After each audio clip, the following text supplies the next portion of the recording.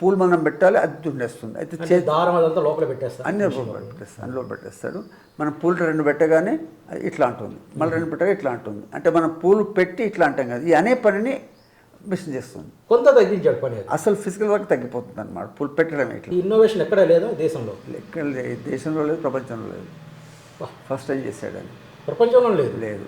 ఒక at least 10,000 ideas దాకా రాసి వాళ్ళు తెలుగు రాస్తే ఇంగ్లీష్ రాసి పంపించాము మేము ఎన్ఐఎఫ్కి.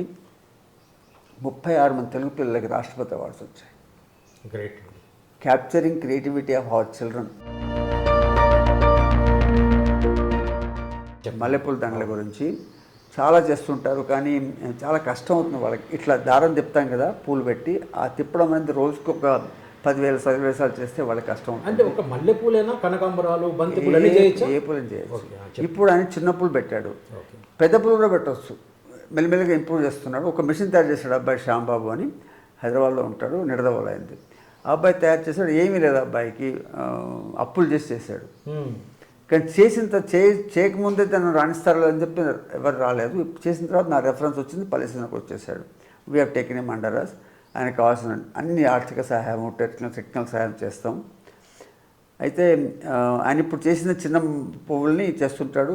గంటకు ఒక 5-6 మీటర్లు తయారు చేస్తుంది ఇప్పుడు, ఒక గంటకి. అది ఇంకా పెంచవచ్చు మనం. పూలు మనం పెట్టాలి, అది దున్నేస్తుంది. అయితే దారం అదంతా లోపల పెట్టేస్తాడు, అందులో పెట్టేస్తాడు. మనం పూలు 2 పెట్టగానే అది ఇట్లా అంటుంది, మళ్ళీ 2 పెట్టగా ఇట్లా అంటుంది. అంటే మనం పూలు పెట్టి ఇట్లా అంటాం కదా, ఈ అనే పనిని మిషన్ చేస్తుంది. కొంత తగ్గించాడు పని. అసలు ఫిజికల్ వర్క్ తగ్గిపోతుంది అన్నమాట పూలు పెట్టడమే. ఇట్లా జస్ట్ పూల దగ్గరికి ఇలా పెట్టడం. అయితే ఇది కూడా నెక్స్ట్ మోడల్లో ఇది కూడా అవసరం, ఆటోమేటిక్గా అన్ని పెట్టుకోవచ్చు. ఆ తర్వాత చిన్న పెద్ద గజమాలాలు చేయాలని, ఏది చేయాలన్నా మిషన్లు పెంచుకోవాలి. అది కూడా కాన్సెప్ట్ వచ్చేసింది. దాన్ని చేయడానికి ఆయన ఆర్థిక వ్యవస్థ కావాలి, తర్వాత మ్యానుఫ్యాక్చరింగ్ ఫెసిలిటీస్ కావాలి. అబ్బాయి చేసుకుంటాడు. సో పల్లెసీన తీసుకున్న దానికి ఆయనకు పేటెంట్కి అప్లై చేసాము, నేషనల్గా అవార్డుకి అప్లై చేసాం. ప్లస్ ఇక్కడ చేయడానికి ఆర్థిక సహాయం చేసాం. మార్కెట్కి ప్రాబ్లం లేదు, బోల్డ్ ప్రాబ్లం వచ్చింది. ఇప్పుడు ఒక మాట, ఈ ఇన్నోవేషన్ ఎక్కడ లేదా దేశంలో? ఎక్కడ దేశంలో లేదు, ప్రపంచంలో లేదు. ఫస్ట్ టైం చేశాడు అని. ప్రపంచంలో లేదు. ఆయనే ఒకసారి రైల్వే గేట్ దగ్గర ఆగాడు మోటార్ సైకిల్ మీద. పక్కన తల్లి కూతురు సంభాషణ విన్నాడు. వాళ్ళిద్దరు పూలు అమ్ముతున్నారు అక్కడ. ఆ కష్టాలు మాట్లాడుతున్నారు వాళ్ళు. దెన్ ఈ స్టాప్ అండ్ మొత్తం రోజు అరగంట కూర్చొని, హాఫ్ డే కూర్చొని వాళ్ళు ఇట్లా చేస్తున్నారు. ఇంత కష్టం గ్రహించాడు. గ్రహించి మీ ఎట్లానమ్మా అడిగితే వాళ్ళు అన్నారు, బాగా కష్టం అవుతుంది, ఇంటికి వెళ్ళి పడుకోలేము, నిద్ర రాదు. And they said they also get to sleeping pills కానీ ఎవరు తీసుకుంటారు అని, డ్రగ్స్ తీసుకుంటారు, అప్పుడప్పుడు మద్యం కూడా తీసుకుంటారు. అయితే ఈ కష్టాన్ని మర్చిపోవడానికి అవన్నీ చేస్తున్నారు. సో వాళ్ళు ఆ స్థితిలో రాకుండా చేయాలంటే వీళ్ళకి కష్టాలు తగ్గించాలి, పెయిన్ తగ్గించాలి. సో ఈ said let me do something అని చెప్పి కొత్త ఏరియాలో పిల్లడు వెళ్ళాడు. చూడండి, అసలు చేసిన మనుషులు అంటే వీళ్ళేనండి. ఎదుటి వాళ్ళ కష్టాలను చూసి సంవేదన, అంటే ఆ ఆవేదనని ఇంటర్నలైజ్ చేసుకొని, అంతర్గతం చేసుకొని, ఆ బాధను అలాగే అనుభవించి దాని సొల్యూషన్ కనిపెడతారు. ఎప్పటిదాకా? మొత్తం నొప్పి పోయేదాకా.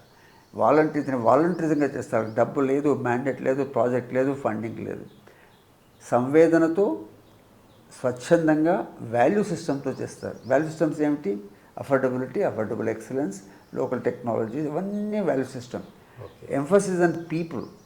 స్ట్రెస్ అంతా ప్రజల పెయిన్ మీద ఉంది కానీ, బెనిఫిట్స్ ఉంది కానీ, మార్కెట్ ఎంత ఉండాలి, డబ్బు ఎంత ఉండాలి, దాని మీద లేదు.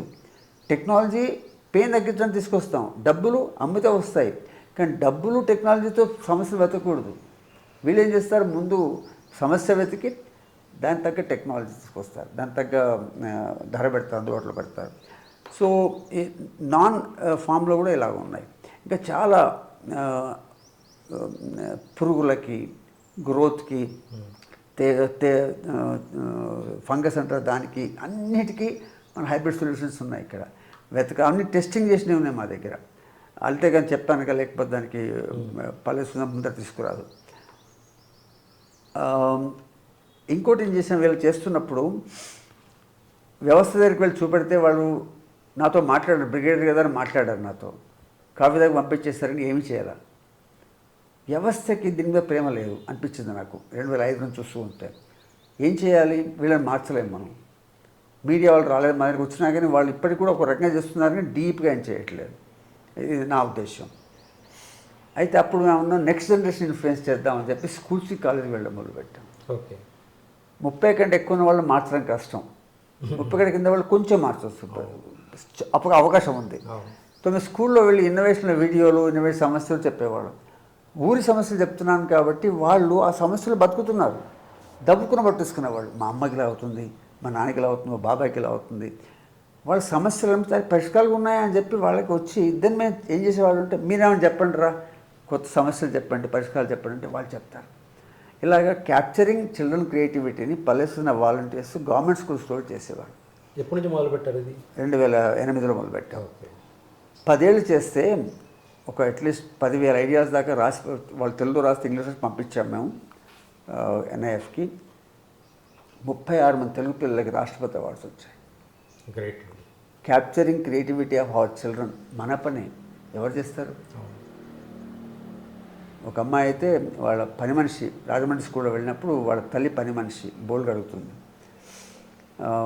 మేము వెళ్ళి అడిగితే మేమంతా అనామకులం. అవి ఏదో చెప్పుకోవాలనిపించింది. వాళ్ళ నాన్న లేడు. రోజు వాళ్ళ అమ్మ బోల్డ్ గడిగి విసుగ్గా ఇంటికి వచ్చేది.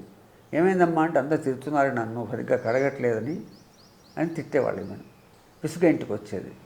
అంటే ఒక స్ట్రెస్లో వచ్చేది.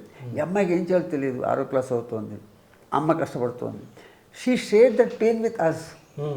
ఎవరు అనామకుల దగ్గర ఇదంతా రాసి ఒక పరిష్కారం ఉంది, ఇది చేయించండి అని రాసింది. ఒక చిన్న గ్యాడ్జెట్ తయారు చేయండి, దాని మీద రెడ్ అండ్ గ్రీన్ లైట్స్ ఉంటాయి. మా అమ్మ కడిగి గిన్నె అక్కడ పెడుతుంది, రెడ్ లైట్ వస్తే మళ్ళీ అడుగుతుంది, గ్రీన్ లైట్ వస్తే పాస్ అయిపోతుంది. చిన్న కింద రాసింది. బాగా నచ్చింది మాకు. నచ్చకపోయినా కానీ అమ్మాయి సమస్య చూసింది, పరిష్కారం వెతికింది, అనామకులతో పంచుకుంది. ఎవరికి చెప్పాలో తెలియదు. అది కూడా మన సమాజం సమస్య. దీన్ని పంపిస్తే రాష్ట్రపతి అవార్డు సెలెక్ట్ అయింది. ఆమె వాళ్ళ అమ్మాయి వాళ్ళ అమ్మ ఇద్దరు రాష్ట్రపతి భవన్లో తీసుకున్నారు. మెషిన్ వాళ్ళు తయారు చేసి ఆమెతో డెమాన్స్ట్రేట్ చేసి చూపెట్టారు అక్కడ రాష్ట్రపతి. సో ఇన్ని చేయగలం మనం, కానీ ముందు వెతకాలి. ఆ వెతికి ఓపిక ఉండాలి, నమ్మకం వాళ్ళకి మన మీద ఉండాలి. జరుగుతుంది.